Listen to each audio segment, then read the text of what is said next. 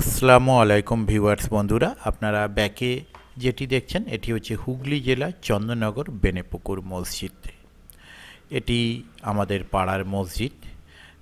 বর্তমানে মসজিদের বেশ কিছু জায়গায় কন্ডিশন খুব একটা ভালো নেই, ফাটল ধরেছে বেশ কিছু জায়গায়, মানে সম্পূর্ণ প্লাস্টারও ফেলে দিতে হবে মিস্ত্রি দেখে যা বলেছেন।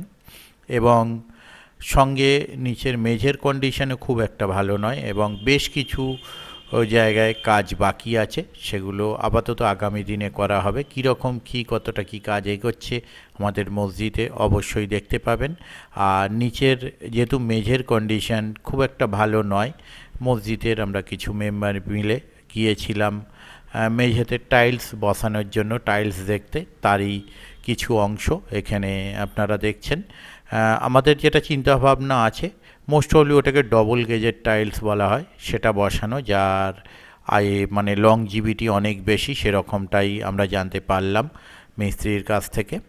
তো যাই হোক, আশা রাখবো আমরা যেন খুব তাড়াতাড়ি কাজটি শুরু করে কাজটি শেষ করতে পারি ঈদের আগে। তো আমাদের আপাতত ইচ্ছা আছে 20 জানুয়ারি কাজটি শুরু করার। দেখা যাক কতদূর কী এগোয়, কী কাজ হচ্ছে, কতটা কী হচ্ছে, কেমন এগুলো অবশ্যই আপনারা দেখতে পাবেন। আমি চেষ্টা করব সেগুলো আপনাদের সঙ্গে শেয়ার করার।